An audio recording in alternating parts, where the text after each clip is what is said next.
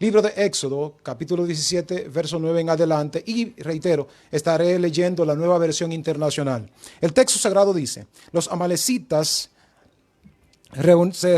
vinieron a Refidim y atacaron a los israelitas. Entonces Moisés le ordenó a Josué: escoge a alguno de nuestros hombres y sal a combatir a los amalecitas. Mañana yo estaré en la cima de la colina con la vara de Dios en la mano. Josué siguió las órdenes de Moisés y les presentó batalla a los amalecitas. Por su parte, Moisés, Aarón y Hur subieron a la cima de la colina. Mientras Moisés mantenía los brazos en alto, la batalla se inclinaba a favor de los israelitas, pero cuando los bajaba, se inclinaba a favor de los amalecitas. Cuando Moisés se le cansaron los brazos, tomaron una piedra y se la pusieron debajo para que se sentara en ella. Luego Aarón y Hur le sostuvieron los brazos, uno el izquierdo y el otro el derecho. Y así Moisés pudo mantenerlos firmes hasta la puesta del sol. Fue así como Josué derrotó a los amalecitas a filo de espada. Entonces el Señor le dijo a Moisés: pon esto por escrito en un rollo de cuero para que se recuerde. Y que lo oiga bien Josué: yo borraré por completo debajo del cielo todo rastro de los amalecitas. Entonces edificó un altar y lo llamó Jehová es mi estandarte, Jehová Sikenu, o Jehová es mi estandarte, Jehová Nisi, lo estoy buscando en el hebreo en mi cabeza. Jehová Nisi, esto es: Jehová es mi estandarte, Jehová es mi bandera. Y exclamó: echa mano al estandarte del Señor. La guerra del Señor contra Amalec será de generación en generación. Así cierra, ¿verdad?, la cita. Padre soberano, gracias te damos en esta hora y doy por tu palabra. Es fuente inagotable de vida, Señor. Y en esta hora no puedo más que hacer expresiones de gratitudes, porque tu gracia ha sido buena. Tu misericordia nos ha sostenido. Tu bondad ha sido fuerte, Señor, brazo extendido contra el enemigo. Y nuestras vidas hasta aquí se sostienen por la victoria que tú nos has concedido en el Calvario en Cristo. Ayúdanos, Señor, a tener en esta hora nuestros corazones abiertos y nuestros sentidos también alineados a tu palabra. Permite, Señor, que toda distracción, todo aquello que traiga digregación mental, sea atado en el nombre de Cristo. Sea atado en el nombre de Cristo, y que nuestras mentes y corazones estén atadas a la obediencia a Cristo y atentos al consejo de tu palabra. Este ruego lo hacemos dando gracias por Cristo el Señor. Amén y amén. Qué bueno, reitero una vez más el tema: actitud de un líder frente a un pueblo en crisis. Nosotros obviamente hemos asistido a muchas situaciones en el curso del tiempo, y el pueblo de Israel no nos ha dejado menos que interpretar algunos detalles que, como dice Pablo en 1 Corintios capítulo 10, todo cuanto Israel vivió a través de su peregrinar en el desierto, a través de sus experiencias, dice allí 1 Corintios 10, se escribe como ejemplo para nosotros, a quienes han alcanzado el final de los tiempos, para que no hagamos como ellos hicieron, dice Pablo. Es importante que nosotros apuntemos esto. Ahora, quiero definir el tema. Dije actitud de un líder frente a un pueblo en crisis. Primero defino lo que es actitud. Voy a lo que establece el diccionario de la Real Academia. Establece y dice que actitud no es más que la disposición del ánimo o del cuerpo frente a una situación dada. También ha sido definida como un estado en la disposición nerviosa y mental que se organiza a partir de las vivencias y que orienta o dirige a la respuesta a un sujeto ante un determinado acontecimiento. ¿Me escuchó? Reitero entonces. Actitud no es más que la disposición del cuerpo o del ánimo frente a una situación dada. También ha sido definida como un estado de la disposición nerviosa y mental que se organiza a partir de vivencias y que orienta o dirige la respuesta de un sujeto ante determinados acontecimientos. Actitud de un líder. Ahora, hablar de líder, tengo que definir esto, porque el líder, como hemos dicho y enseñado en más de una oportunidad, y existe un libro, no recuerdo si lo escribe el doctor Jackson Maxwell, que establece que el líder no se hace, que no se nace, perdón, sino que el líder se hace. El líder no nace, sino que el líder se hace. Nosotros hemos concluido que existen las dos cosas. El líder nace, pero también se hace. Ya, para que verdad estemos claros. Hay gente que nacen con actitudes y predisposiciones a liderar, pero otros se van formando en el curso del tiempo.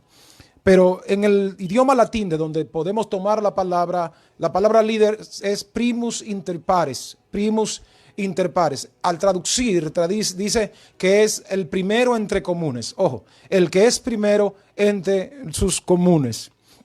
Y de eso estamos claros. Por consecuencia, miraremos algunos de... Pero pueblo es un conjunto de personas que comparten la misma idiosincrasia, religión y muchas cosas en común. Notamos esto y quiero, verdad, que lo consideremos por lo que vamos a considerar ahora. Ahora, cuando hablamos de crisis, es un cambio negativo, una situación complicada, difícil e inestable durante un proceso. Repito esto. Crisis es un cambio negativo a una situación complicada, difícil e inestable durante un proceso.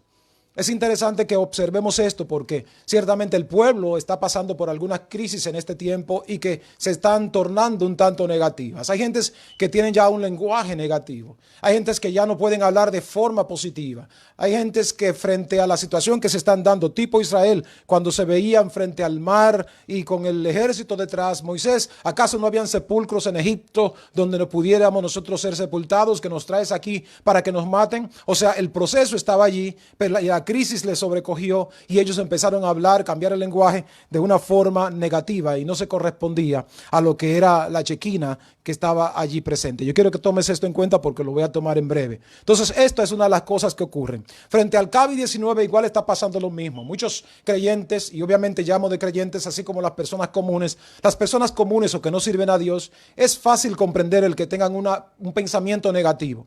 Pues como creen en un Dios de papel o de metal, de yeso o de cualquier índole, excepto al Dios vivo y de poder al que usted y yo servimos, entran en pánico, se tornan psicóticos, neuróticos además, y esto lo vemos de manera recurrente. Ahora, eso es normal en ello. Lo que es anormal es ver a un creyente tomando las mismas actitudes que toman aquellos que no sirven al Dios al que usted y yo servimos.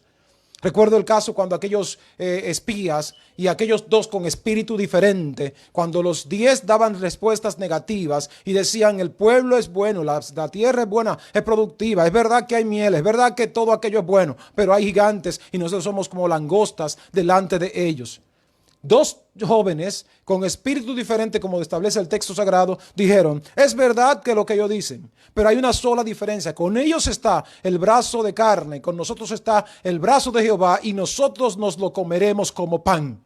Eso dijeron Josué y Caleb. O sea, cuando el creyente está en la posición en la que Dios le ha colocado, no importa lo que digan los acontecimientos, no importa lo que muestren de pronto las crisis del momento, lo que importa es creer en lo que Dios prometió que está por encima de cualquier crisis. Siempre que estemos en medio del proceso, las crisis no tendrán significativo negativo, sino que las crisis sacarán lo mejor de nosotros en el orden de nuestra confianza. Así que esta valga la nota para que como creyentes tengamos básicamente un pensamiento positivo. Y digo pensamiento positivo no en la parte de lo que establecen los predicadores sensacionalistas. Hablo del pensamiento positivo, pero sostenido en la santa palabra de Dios. Y como dice Pablo en el libro de 1 Corintios, capítulo 10, versos 5 en adelante, y estando pronto para castigar todo pensamiento que se revela contra el conocimiento de Dios y estando pronto para castigarlo, dice la Biblia en español. En griego dice, y tomando la espada aguda y de 2 filos, llevando lo que se revela hasta la pared y matarlo. Así dice la palabra en griego, 1 Corintios 10, 5. Así que les recomiendo al creyente que use la palabra, no su razonamiento, porque no funciona el propósito de Dios. Ahora, cuando miramos este capítulo que leemos, si tomo el capítulo 17 del libro de Éxodo, vamos a observar que dice que Israel había salido de Sin y que se encontraban en Refidim y que allí el pueblo experimentó una sed tremenda. Ojo con ello, estaban salidos de Sin y llegaron a Refidim y que el pueblo tuvo una sed tremenda. Y el pueblo murmuró contra Moisés y les dijo: nos trajiste para morir, nos trajiste para que muriésemos de sed en el desierto. Quiero que tomes esto porque justamente nos va a conectar a una de la línea donde quiero ir conectando este consejo. Lo primero es que ellos estaban experimentando sed. Estaban experimentando sed. La sed es una necesidad fisiológica que se caracteriza por la deshidratación y hace que el cuerpo pierda energía y hasta se consuma. Es interesante esto. Esta necesidad fisiológica, esta necesidad natural de los seres humanos, y máximes si estaban en Sin o salidos de Sin. La palabra Sin es desierto. Y me gusta porque desierto de lodo, ojo, desierto de lodo significa Sin.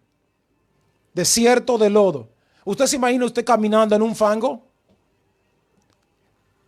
Es que tiene que hacer mayor esfuerzo, ¿no?, entre sus piernas. Entonces la deshidratación se va a potenciar porque está haciendo mayor esfuerzo. A mayor esfuerzo, entonces mayor la deshidratación. Cualquiera pensaría que esto es normal y natural, y yo digo, en efecto, lo es normal y es natural. Es como que de repente usted se mete en un río y empieza a caminar dentro del agua.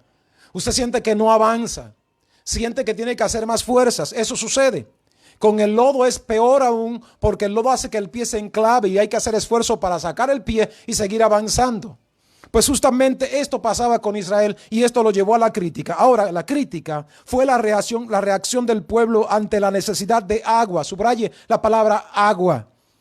Contra el líder y directamente contra Dios, olvidando aún que la Chequina o la Chequiná estaba sobre ellos. Esa columna de fuego durante la noche, esa columna de nubes durante el día les acompañaba. Era como el Señor diciéndole: yo voy con ustedes. Aquí yo quiero que empecemos a mirar y usted haga la línea de esto porque voy a tocarlo en breve. Entonces dice que ellos, saliendo del desierto de Sin, llegaron hasta Refidim. Pero note dónde ellos sintieron la sed: en Refidim. La palabra Refidim significa en español sostén o soporte. Estamos hablando que independientemente del cansancio, de la deshidratación, el Señor le estaba soportando, le estaba sosteniendo. El Señor los estaba ayudando, su presencia estaba allí. Sin embargo, una necesidad natural les hizo olvidar quién les sostenía. Oh, gloria al Señor para siempre. Tome esto en cuenta porque hay procesos que llevan a crisis. Y dije que crisis es la reacción negativa ante un proceso. Y dice que llegaron hasta allí a Refidim, a donde Dios les sostenía, y murmuraron, criticaron de Moisés. Fuertemente criticaron de Moisés. Y dice entonces que aquel lugar Dios le habla a Moisés y le dice: ve y ponte frente a la peña con mi vara en la mano, con la vara con la que golpeaste la peña, vete y golpea la peña para salir el agua. Pero este lugar fue llamado con los nombres de Masac. Masac significa prueba o tentación. Aleluya. Y Meriba, que significa pleito o rencilla o contienda. Es importante que observes la nota, porque de momento estamos viendo personas que están, primero que todo, poniendo a prueba o tentando a Dios y a los líderes de Dios. Hay situaciones como estas, y cuando se está poniendo en prueba directamente a estas personas puestas por Dios, se está haciendo directamente contra Dios, porque son personas puestas, reitero, por Dios en la posición en la que están. Cuando está la crisis, cuando está el proceso, lo que el Señor espera es que ciertamente la gente se alinee a lo que hay de Dios para poder tener el resultado.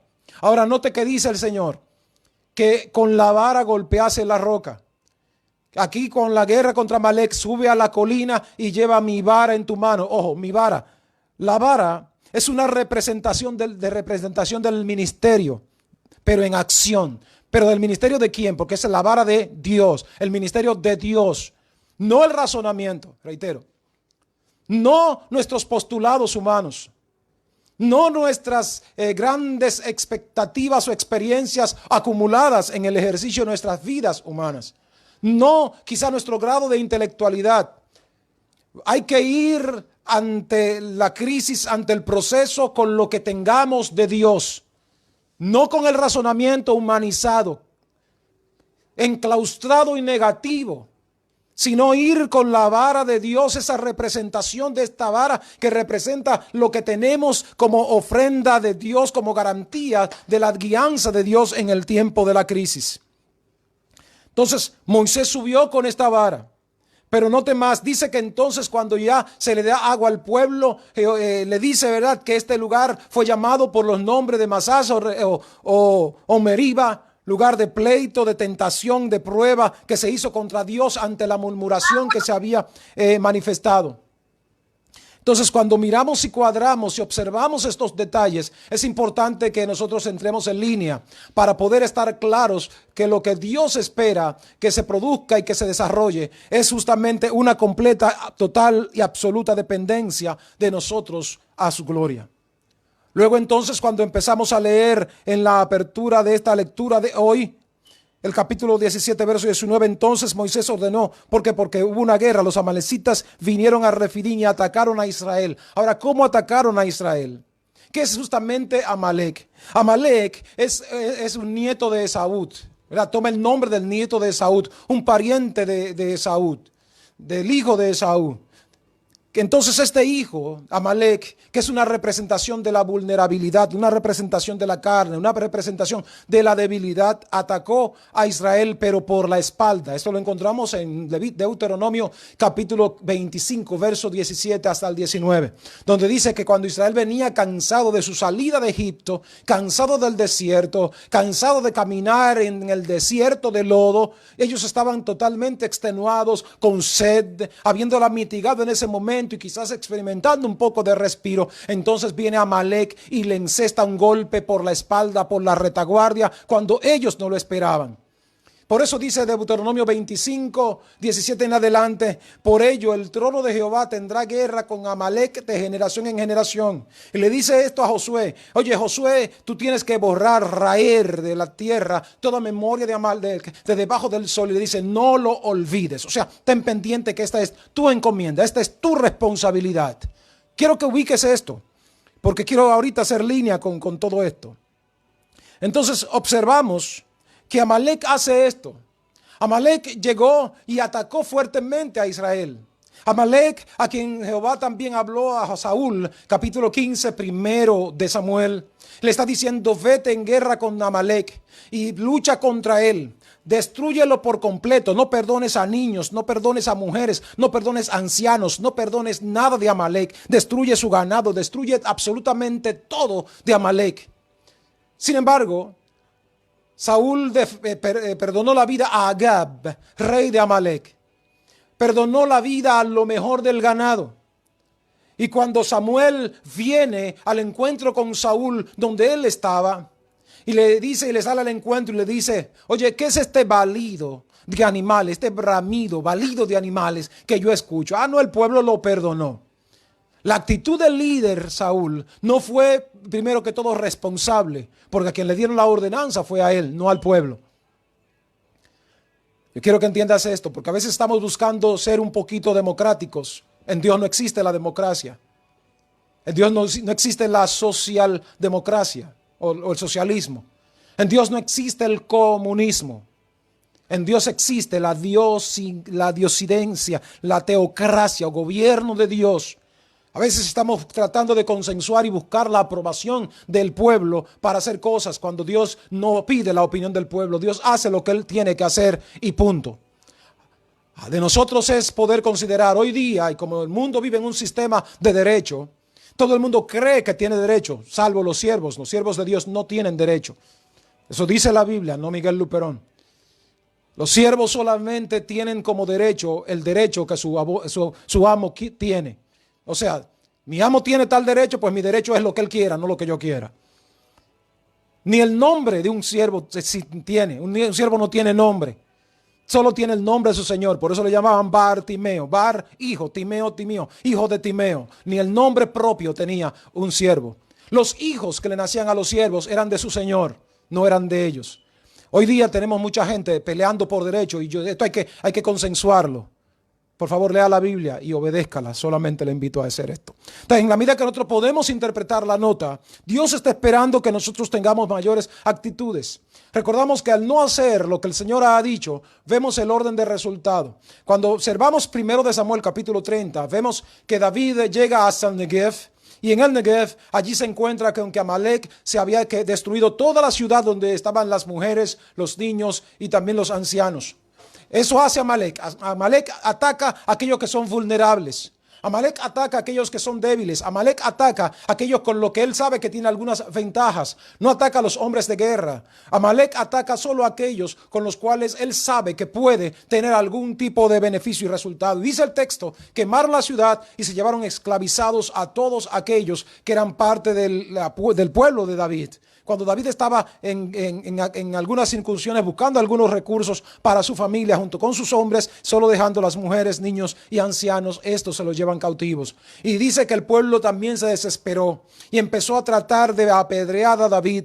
Pero David se puso a buscar el rostro del Señor y se fue en oración y llamó al sacerdote Abiatar y le dice: Abiatar, por favor, acércame el efod. Yo tengo que consultar a Dios ante esta crisis que el pueblo está experimentando, este cambio negativo, ante este proceso que el pueblo está experimentando, para ver qué Dios me dice que deba de hacer. Y Dios habla a David a través del sumo sacerdote, a través de la consulta en el efod, y dice vete tras ellos, los encontrarás. Le dio dirección específica: los vas a encontrar en tal lugar y en este lugar lo vas a acabar, destrúyelo. Y dice que durante todo el tiempo 200 hombres se quedaron. David iba con 600, 200 se quedaron cuidando las armas porque igual estaban cansados. 400 siguieron adelante con David y encontraron a Amalek haciendo fiesta, y dice que los atacó desde la mañana hasta el atardecer, y solo escaparon 300 jóvenes de Amalek. Solo escaparon jóvenes que se pueden reproducir. De aquí entonces lo que el Señor dice a través de Moisés, cuando leemos en este capítulo 17 verso 16: y exclamó Moisés: echa mano al estandarte del Señor, porque la guerra del Señor contra Amalek será de generación en generación. Así es que los jóvenes de Amalek se reproducen para seguir diciéndonos a través de la historia que habrá una guerra permanente contra debilidades internas. Habrá una guerra permanente contra debilidades, contra situaciones de vulnerabilidad en la que nos enfrentamos. Ahora, apuntemos más. Cuando voy a hablar entonces, ya pensando en la crisis que se presenta, esa crisis que se presenta por debilidad, esa crisis que se presenta porque a veces no estamos tan conscientes de lo que hemos recibido de parte del Señor. Esas crisis que se presentan como el pueblo que tuvo y experimentó la sed, como el pueblo que vio el mar, que vio las plagas que atacaron a Egipto y ellos fueron guardados, como el pueblo que vio que Dios quebrantó el corazón de Faraón y le dijo: pueden salir, como el pueblo que frente al mar están dudando de Dios, como el pueblo que ante la salida y todas las señales dudan del hombre que Dios había mandado, como el pueblo que a pesar de haber pasado por el desierto, viendo que tenían el beneficio de experimentar la providencia divina, tienen una necesidad fisiológica, una necesidad física, y se olvidan de todo lo que Dios ha hecho y de lo que Dios ha estado haciendo. Como el pueblo que tiene esta condición particular cuando se desconecta del propósito e ideal divino, como el pueblo que se ve frente a situaciones permitidas por el Señor, empieza a establecer dudas, porque como dijo Lutero, ni una sola hoja de los árboles se mueve sino por la voluntad de Dios. Lamentaciones 3:38 dice: ¿quién puede decir que algo ha sucedido que Jehová no lo haya permitido? Por consecuencia, si el Señor ha permitido la crisis, si el Señor ha permitido que tú y yo pasemos por el proceso, yo aquí debo de considerar y colegir, si el Señor nos mete en el proceso, la crisis la creamos nosotros. Hello. Voy a repetir esto. El Señor nos pone en el proceso y las crisis la creamos nosotros. Y si crisis, reitero la definición del diccionario de la Real Academia, es una reacción, es la reacción natural del pueblo. Pero dice más, negativa, ante una situación complicada, difícil e inestable durante el proceso. Oh Cristo amado. O sea, la crisis la creamos nosotros. El proceso es el que el Señor pone. Recordamos Deuteronomio 8:3, donde el Señor le está diciendo a Israel: Te acordarás, por tanto, por donde te he traído estos 40 años en el desierto, dice el verso 2, Deuteronomio 8. Te he traído por el desierto estos 40 años. Número 1, para afligirte. 2, para probarte. 3, para conocer lo que había en tu corazón, si habías o no de guardar mis mandamientos. Verso 3 dice, y para hacerte padecer hambre. Y te hice padecer hambre, para que sepas que no solo de pan vivirá el hombre, sino de toda palabra que sale de la boca de Dios. Entonces es importante que entiendas esto. Siempre he dicho que existen los procesos y Dios que llevaba a Israel en una etapa de transición. ¿Escuchó esto? Transición. Israel, que estaba acostumbrado a tomar de las afluencias o del afluente del Nilo, que estaba acostumbrado a tomar del Nilo. El Nilo, que representa una divinidad para el caso de Egipto. El Nilo, donde ellos se encontraban y tenían su agricultura allí en Gosén. Dios tiene que sacarlos de allí, pero no puede proveerle inmediatamente el agua, como tampoco podía proveerle inmediatamente comida. Y lo he explicado esto en otras conferencias y quiero tocarlo al día de hoy.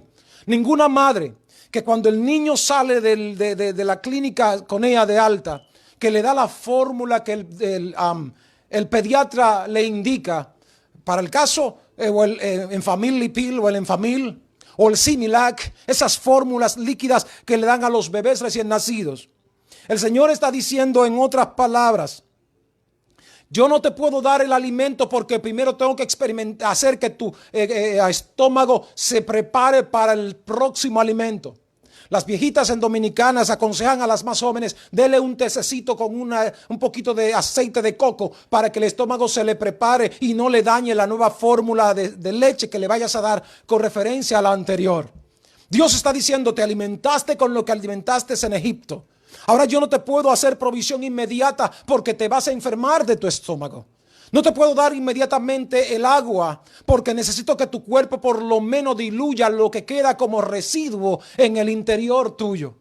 No sé si usted puede comprender por dónde quiero llegar. O sea, Dios permite el proceso y nosotros vamos a crear la crisis cuando no nos conectamos al destino, propósito que Dios tiene marcado para nuestra existencia, para el orden de nuestras vidas. Por ello, el pueblo dice que empieza a criticar. El pueblo empieza a negar, el pueblo empieza a no verse como Dios quiere que se vea. En la medida en la que nosotros podemos interpretar la esencia, el programa, propósito de lo que Dios tiene establecido para el ejercicio de nuestras vidas, entonces nosotros nos conectaremos, si lo podemos descubrir. Al no descubrirlo, al no entrar, al no alinearnos a lo que el Señor ha dicho, empezamos entonces a dudar.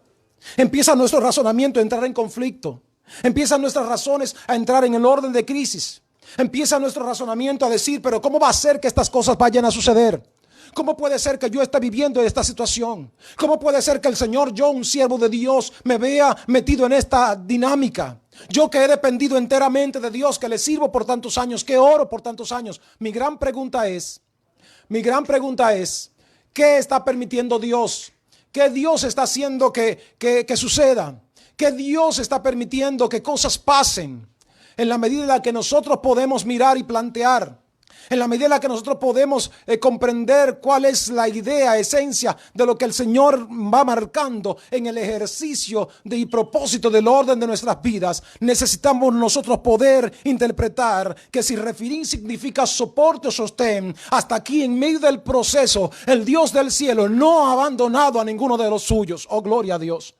En medio del proceso en el cual mismo Él permite, Él no te abandona. La Shekinah estaba con ellos. Esa presencia, como se traduce Shekinah en español, manifestación visible, sería epifanía. Shekinah es la representación de Dios a través de la columna de fuego y columna de nube. Esto, ¿verdad?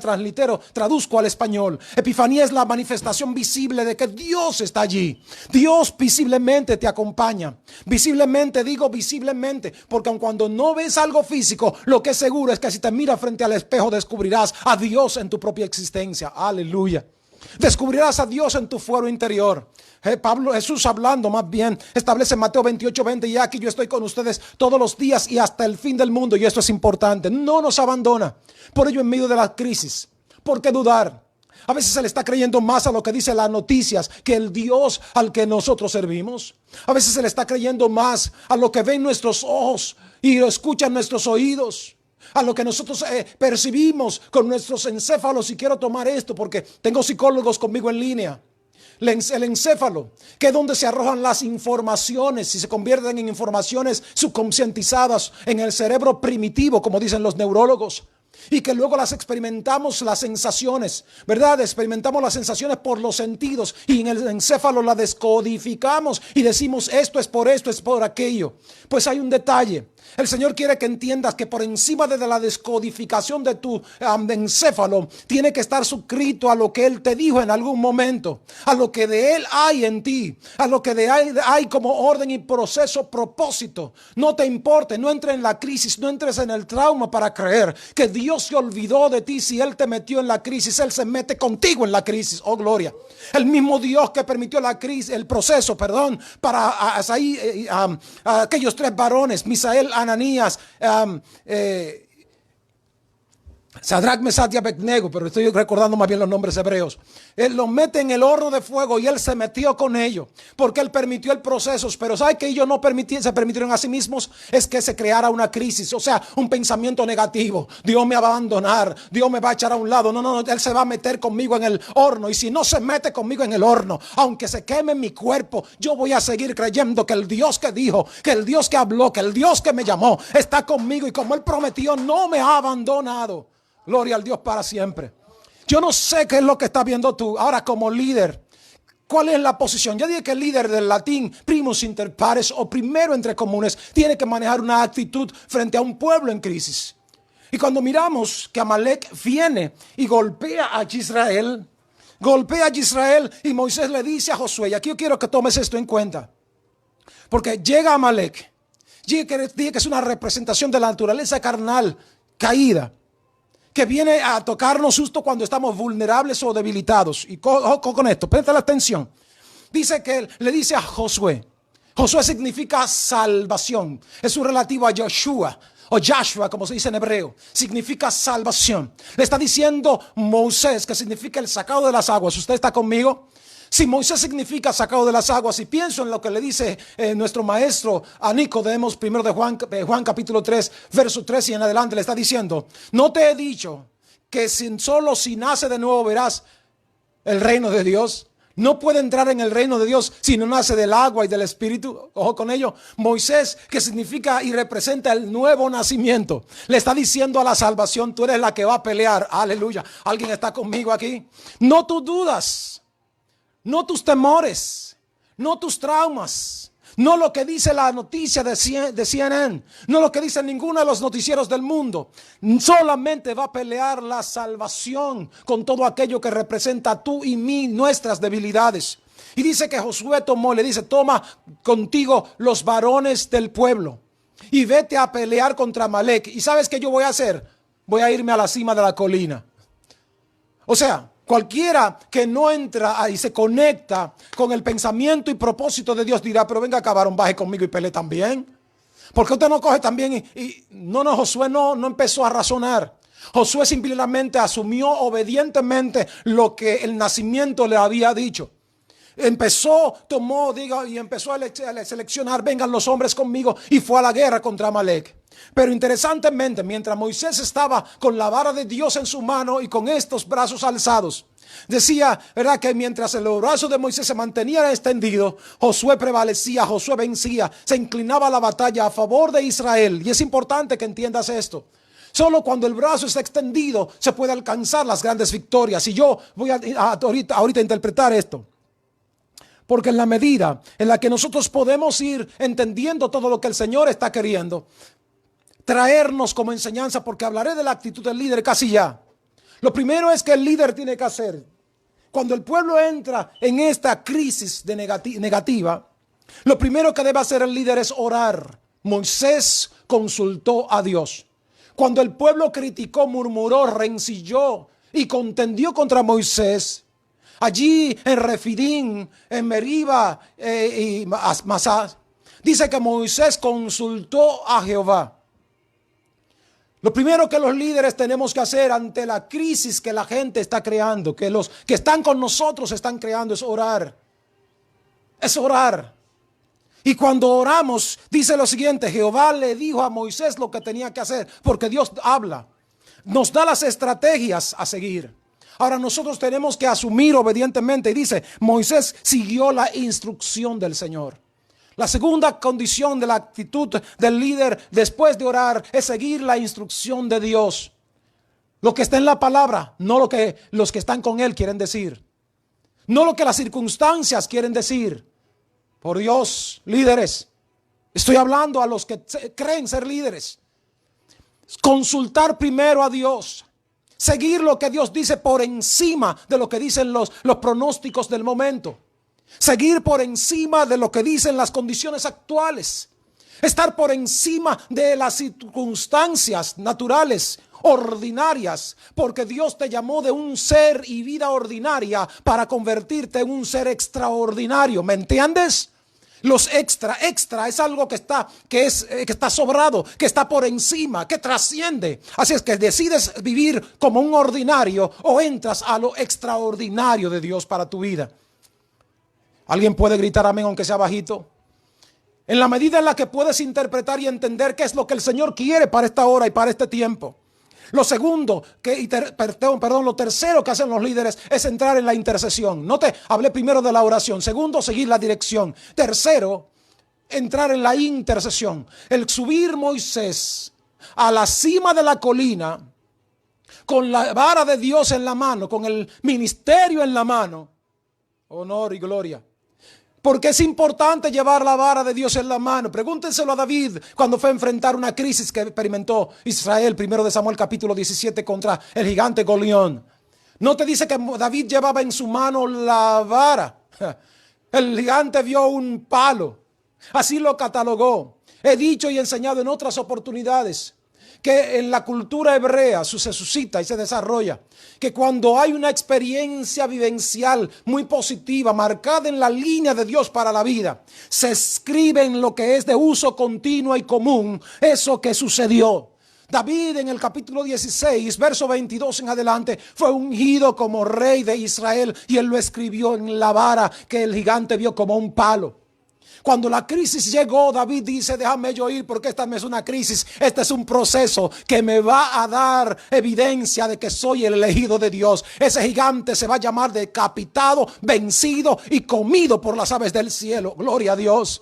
Cuando tú tienes, aleluya, como líder la actitud correcta frente a la crisis, a las situaciones, en el proceso que llega, y tienes algo de Dios que te lo garantiza, no importa lo que vean tus ojos. David escuchó lo que escuchó el pueblo. El pueblo escuchó un gigante gritando por 40 días, deben un hombre que pelee conmigo. Si me vence seremos sus esclavos, mas si yo le venzo, seremos entonces esclavos de ellos. Sin embargo, mis santos y caros hermanos, queridos del cielo, hermanos del Eterno, hijo del Eterno. Óyeme, David se fue a la guerra, pero se fue a la guerra con la vara que tenía un testimonio de que él era el próximo rey de Israel. Moisés subió a la cima de la colina con una vara que ya no era la vara de Moisés, era la vara del Señor. Como hombres de Dios, como líderes escogidos por Dios, tenemos lo de Dios y lo administramos con la actitud, con la integridad, lo administramos con la sinceridad, lo administramos con el compromiso correcto. Podemos subir para decir, hay garantía para el pueblo,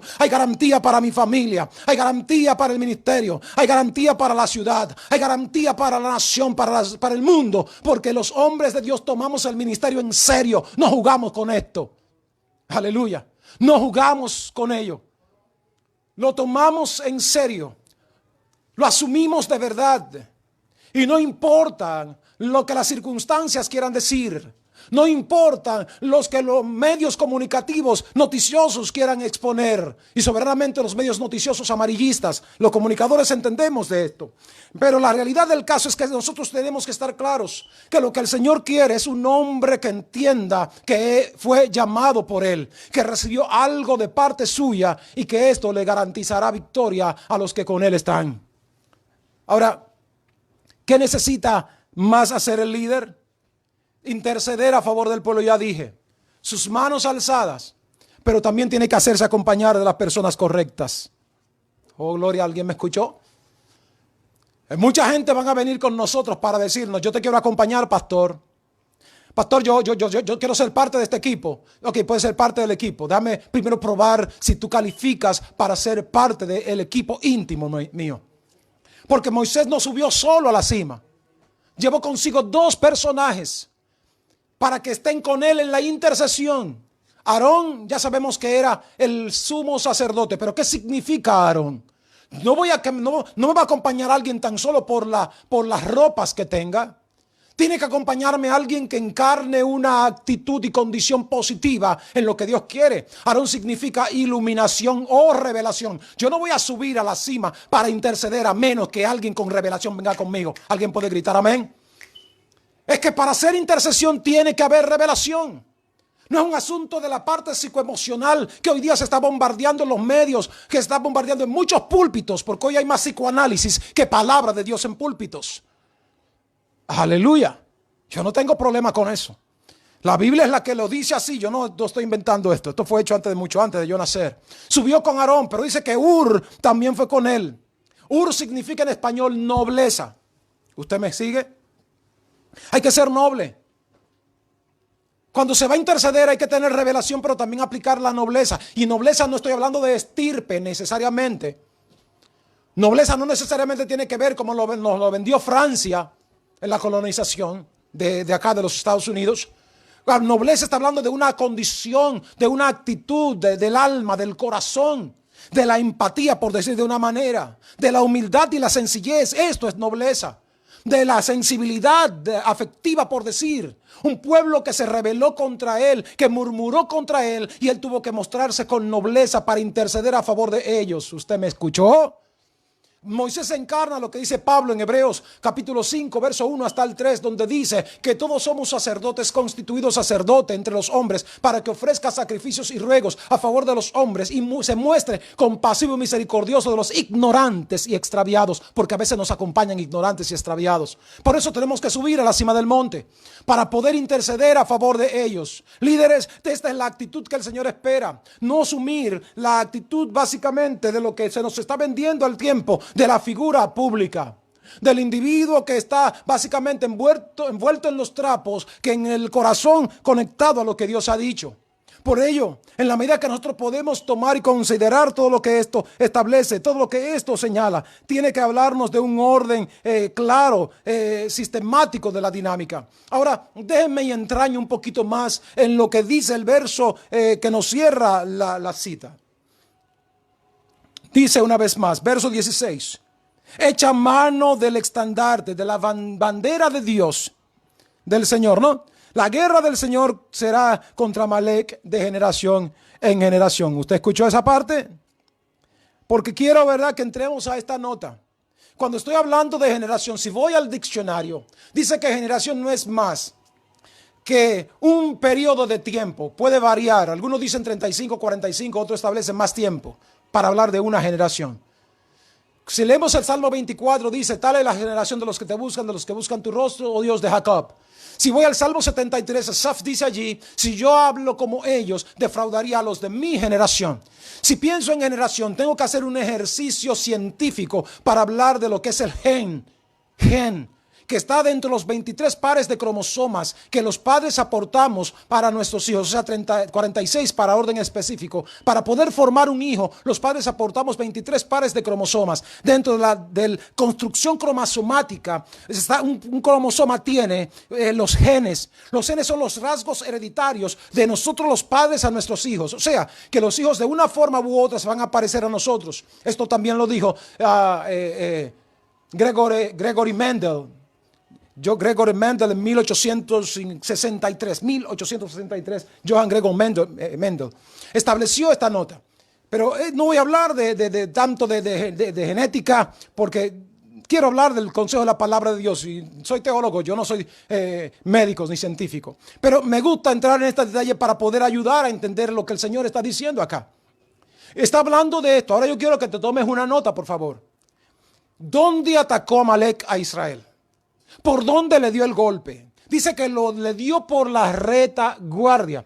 Lo tocó donde él estaba vulnerable. Le dio donde él no tenía capacidad de respuesta. Los hombres de guerra iban delante. Las mujeres, niños y ancianos venían detrás. Por ello no había resistencia. Era solo vulnerable. Y por ahí fue que atacó a Amalek. Ojo con ello. Te estoy diciendo entonces que la guerra se está levantando dentro de tus propios genes. El problema, como dije la semana pasada en el consejo, no es el diablo. El problema son nuestras propias naturalezas. Pablo dice, Romanos 7:14 en adelante, porque lo que hago no lo entiendo, sino lo que aborrezco esto hago, y si hago lo que no quiero, estoy diciendo que el pecado está en mí, así que no soy yo quien hace aquello, sino el pecado que mora en mí. O sea, la lucha está dentro de nosotros. Se está levantando Amalek contra el trono de Dios. Ahora, ¿dónde está el trono de Dios? No está en el tercer cielo necesariamente. El trono de Dios, como dijo Jesús, mi Padre y yo vendremos y haremos morada en ustedes. Está en nosotros. 1 Corintios 3:6 está diciendo que nuestros cuerpos son templo del Espíritu Santo. O sea, el trono de Dios somos nosotros. Entonces la guerra de Amalek va a ser de un gen a otro. Por consecuencia, como dijeron los científicos hace unos 7 u 8 años por allá en la historia, dijeron ellos que los seres humanos, a pesar de los 46 cromosomas que tenemos aportados de nuestros padres a través del ADN en el cruce por el ARN, esa transferencia de los ADNs por el ARN, recibiendo las herencias de nuestros padres, existen otros cromosomas que no pertenecen, o genes que no pertenecen a esta tierra. Yo hace muchos años dije, los científicos tienen razón, porque todo ser humano lleva impregnada algo que se llama la imagen y la esencia del Padre en su vida. Por consecuencia, hay una guerra del gen humano contra el gen de Dios en nuestros cuerpos. Oh, gloria al Señor. ¿Ya entiendes por qué tienes negativas en tus pensamientos? ¿Ya entiendes por qué tienes contrarias al propósito y plan de Dios en tu vida? ¿Ya entiendes por qué ves estas constantes crisis que se experimentan en tu interior y te preguntas por qué yo no puedo funcionar o articular de acuerdo a las promesas que le he dado al Padre en algún momento en el desarrollo de mi existencia? Por ello estoy diciéndote en esta hora que tienes una guerra en tu interior, una guerra que se ha levantado contra el trono de Dios en tu vida. Dios entronado en tu vida, que debe tener el primer lugar, que cada mañana debemos orar, como dijo nuestro maestro, diciendo: Padre, si es posible, pase de mí la copa sin que yo la beba, pero que se haga tu voluntad, no así la mía. Que cada mañana oraremos: venga tu voluntad y se haga como en el cielo, sea hecha en la tierra. También decía en uno de nuestros consejos pasados, que se haga en la tierra. Dije que tierra, el nombre, la traducción de la palabra Adam al español es tierra o humanidad. Hombre también puede significar. Por ello esta guerra que es en los genes mismos, en el fuero interior nuestro, como dijo Pablo, es que no hago lo que quiero, que la carne y el espíritu se oponen entre sí para que no hagamos como conviene. Gálatas capítulo 5, porque la manifiesta son las obras de la carne, pero existe el fruto del espíritu. Es una guerra permanente que nosotros llevamos con nosotros. Ahora los hombres de Dios, los líderes puestos por Dios, las gentes llamadas por Dios, ¿qué actitudes van a manejar? Es que hay una debilidad que te va a llevar a criticar, te va a llevar a murmurar, y muchas veces no lo va a hacer en frente de los hombres de Dios, lo va a hacer en tu soledad. Pero hay una noticia que tengo que darte: ten cuidado con eso. Eclesiastés capítulo 10 está hablando allí: no hables ni aún en tu habitación más secreta del rey, porque los ángeles le van a hacer saber lo que tú hablas en tu habitación secreta. O sea, ten cuidado, no hable de los hombres de Dios, no ni siquiera lo en tu pensamiento, porque Dios, antes de que la palabra llegue a ti, ya Él la sabe. Ahora, como hombres de Dios, nosotros vamos a hacer algo, vamos a ir a la intercesión. Y me gusta que cuando estos dos hombres vieron que los brazos de Moisés se cansaban, necesitamos gentes como pastores, como líderes, que estén con nosotros para levantarnos la mano. No es fácil en nuestra humanidad mantener las manos levantadas. Las manos se van a cansar.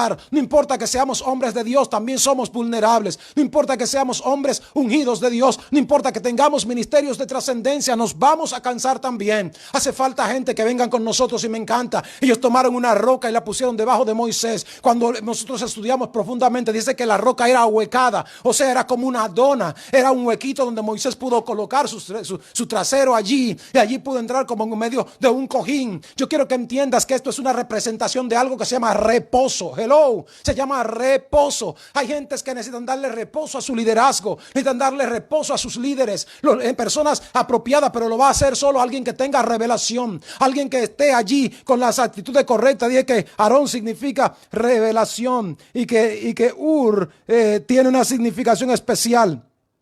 Significa nobleza. Alguien que sea noble podrá decir: yo necesito verte descansado, líder. Yo necesito que puedas confiar, que puedas creer, que no importa, esa responsabilidad yo la puedo asumir. Ese compromiso que tú dijiste que tenemos que asumir, yo lo voy a asumir. Tú tranquilo. Óigame, hay gente que necesitamos, líderes que necesitamos esto. Porque primero, no somos Chapulín Colorado, no somos llaneros solitarios. Tenemos que hacernos acompañar de personas. Tenemos que tener, como decía en días pasados, mentoría. Tenemos que tener consejeros, tenemos que tener un equipo de comunes para nosotros poder fortalecernos y hablar entre nosotros. Es importante que nosotros podamos validar esta dinámica, porque la actitud del líder tiene que ser global, no debe ser necesariamente personal. Tiene que ser una actitud que ciertamente arrastre, conquiste, motive a otros para que se sumen a la dinámica. Pues estos le dijeron: líder, usted ya está con sus brazos cansados, permítanos sentarlo acá para que sus manos den de sus manos. Y dice que le levantaron las manos a Aarón. Aarón ya tenía 120 años, y quiero que entiendas esta edad, porque el número 12 representa humanidad, el número 12 representa reino. Muchas veces tendremos actitudes de reino, pero hacen falta gentes que estén allí para decirnos: tienes que reposar, tienes que estar tranquilo, tienes que estar acá porque la revelación te acompaña, la nobleza también te acompaña. Y uno puesto de un lado y otro de otro le sostuvieron las manos, y solo así el pueblo tuvo victoria. Usted está aquí. Hay una victoria para el pueblo solo cuando se integren las personas correctas. Hay una actitud para el pueblo líder cuando te acompañen las personas correctas. Muchas veces no es la que tú quieres, sino la que Dios realmente quiere que te acompañe para tener la victoria y que el pueblo pueda alcanzar la victoria. Para darte reposo y que el pueblo pueda tener victorias. En la medida que nosotros podemos conectar con esto, es importante que veamos si esta guerra va a ser dentro de nuestros propios genes. Hasta entender que si Moisés, repito, no hubiese interpretado que el pueblo estaba hablando desde sus genes, no entra a orar, no entra a consultar a Dios, mucho menos hace intercesión. Recuerdo las palabras del Señor a través de Jeremías, donde le dice: yo busqué entre todo el pueblo quien se colocase en la brecha para interceder entre mí y el pueblo. ¿Y saben qué? Yo no lo hallé. En este siglo XXI yo sé que hay muchas gentes que está siguiendo, que pueden decir: Señor, tú cuentas conmigo. Hay gente que le están diciendo: Señor, cuando necesites a alguien que se meta en la brecha, tú cuentas conmigo. Señor, cuando necesites a alguien que pueda interceder, que pueda orar a favor de alguien, cuentas conmigo. Señor, cuando necesites a alguien que abra su boca para hablarle a otros, para animarlos, para levantarle el ánimo, para darle fe, cuentas conmigo. Cuando necesitas que vaya a algún lugar: Señor, mírame aquí, tú sabes que estoy contigo, tú sabes que soy de tu equipo, Señor, tú sabes que cuentas conmigo. ¿Usted me está entendiendo? Porque la guerra va a seguir, la guerra va a persistir, dice de generación en generación. ¿Usted entendió lo que está significando esto? Solo cuando, como dice el apóstol Pablo en el 27:24 de Romanos: miserable de mí, ¿quién me librará de este cuerpo de muerte? O sea, de este Amalek que llevo conmigo. Dice el verso siguiente: mas gracias doy a Dios por Jesucristo, que me ha librado de la ley del pecado y de la condenación. O sea, ya este cuerpo de muerte Cristo lo asumió consigo, pero esta guerra sigue entre nosotros porque todavía no hemos muerto completamente a nuestras actitudes humanas. No hemos muerto todavía a nuestro razonamiento lógico, porque este asunto no es de lógica. Esto no es un razonamiento.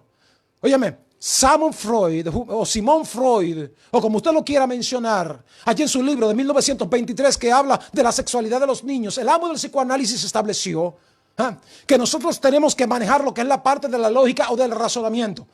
Ok, está bien Freud, si tú lo quieres. Pero para Miguel Luperón y alguien que estudia el texto sagrado sabe que esto no es lógica. Esto es fe. ¿Usted entiende esta parte? Esto es fe. Por fe andamos, no por vista. Por fe andamos, no por lo que oigo. Por fe andamos, no por lo que se manifiesta por ahí. Por fe andamos, no por lo que siento, es por lo que creo. ¿Usted me sigue? Solo entonces, cuando nosotros hemos logrado conectar con el dicho del Señor y asumimos la actitud como líderes frente a un pueblo en crisis, entonces nos iremos al silencio con el Señor y le diremos: Señor, tú sabes que las respuestas las tienes tú. Señor, tú sabes que la línea a seguir la tienes tú. Pero hay algo que Moisés también manejó, y dice que manejó la obediencia. Obediencia, a diferencia de Saúl. Moisés manejó la obediencia. Esa actitud correcta. Obediencia, como decimos en hebreo, Shema, como se traduce en español, obediencia u oír.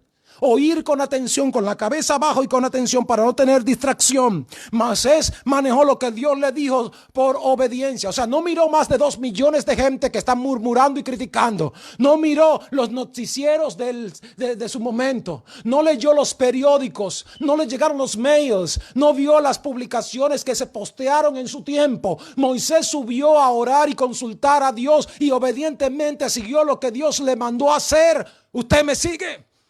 Hoy en este tiempo hace falta gente que siga lo que Dios ha dicho. Cierre los oídos a las noticias. Cierre los oídos a la Organización Mundial de la Salud. Cierre los oídos a esto. Porque solo cuando hacemos como Dios ha dicho obtendremos resultados. En el siglo XIV, cuando la peste bubónica destruyó más de 50 millones de personas en toda Europa, dice que los cristianos que estaban en ese entonces sirvieron a las personas contagiadas con la peste bubónica.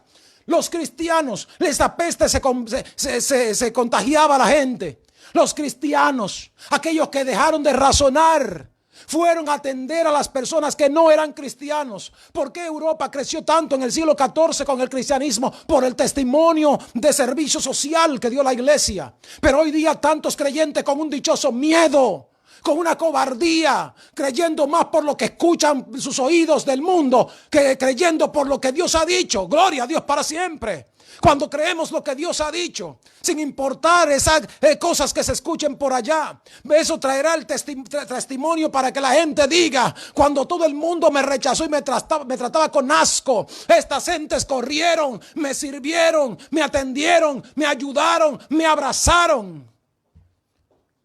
No razone, por favor, porque alguien estará pensando: pero ve acá, este pastor, ¿qué es lo que tiene? Abrazar a una persona de pronto afectada con el COVID-19. ¿Usted qué cree que fueron lo que hicieron los cristianos en el siglo XIX atendiéndolo a la peste bubónica? Hermano, quiero notificarte esto. Y no diga que estoy tentando a Dios. Escucha, por favor, escucha. Si esto lo hizo Dios en el siglo XIV, igual lo hizo en el 1900, en el siglo XIV y en el 1914, concomitantemente con la fiebre española. Los cristianos, porque fue también en Europa esto mismo. Los cristianos, siempre dando un servicio a la comunidad, no encerrado en 4 paredes.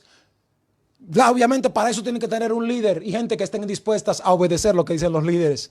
Los líderes que sirven a Dios y ven desde Dios la perspectiva. No estoy diciendo vaya más allá o no tenga los cuidados del protocolo de higiene. No estoy diciendo esto. Lo estoy diciendo: hagamos lo correcto.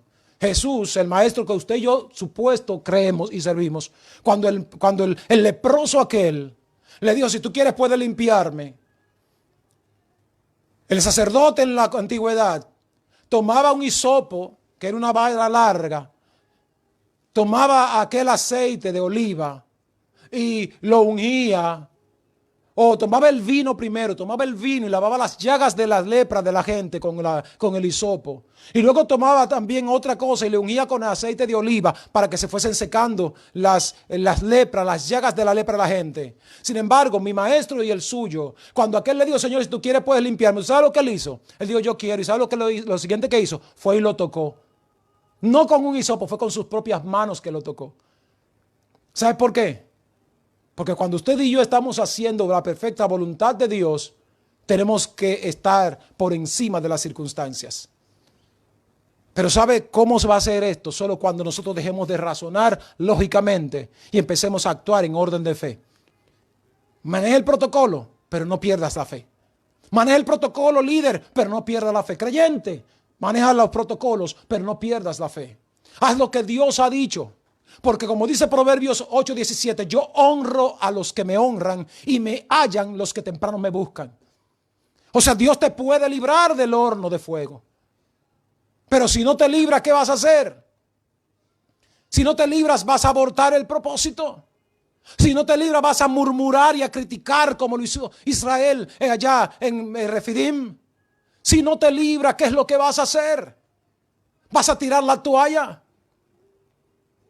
Yo sé que muchos conmigo dirán: Nosotros no nos inclinaremos, nosotros no abandonaremos la fe, nosotros no abandonaremos el servicio a Dios ni a la gente, pase lo que pase, porque nuestro Dios es más poderoso y más fuerte y no sucederá nada que Él no permita. ¿Quién puede decir, reitero, Lamentaciones 3:38, quién puede decir que algo sucedió que Jehová no lo haya permitido?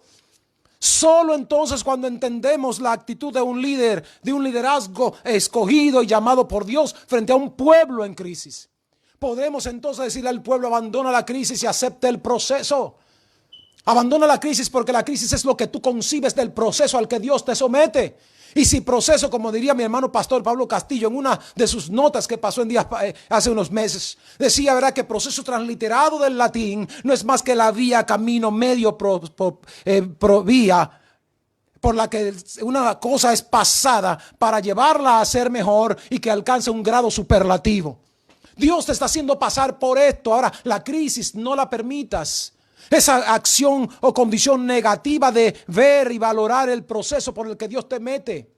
Amados del Eterno, iglesias Remanente Fiel Central, Brisa de Vida y acá New Jersey, y usted que sigue a través de Facebook Live, las iglesias Remanente Fiel congregadas hoy en un solo propósito por las vías, por estos medios, medios sociales. Estamos, ¿verdad?, y aquí presentes en nuestra casa en New Jersey. La medida que nosotros podemos interpretar la nota de Dios en esta actitud de nosotros como líderes frente a un pueblo metido en proceso y que convierte el proceso en sus crisis, tenemos que hacer lo que este hombre hizo, y reitero los pasos que dio Moisés ante el caso. Primero, consultó al Señor en oración. Segundo, siguió la dirección e instrucción del Señor. Tercero, intercedió a favor del pueblo. Se hizo acompañar de las personas correctas, llamada iluminación o revelación y la nobleza, pero también asumió con obediencia lo que el Señor le había dicho. Y así el pueblo ganó la victoria. Pero me encanta que el verso, cuando concluía la lectura, dice: y exclamó Moisés, echa mano al estandarte del Señor. Wow, wow, wow, wow. Echa mano al estandarte del Señor. Y el estandarte o la bandera del Señor, ¿cuál será?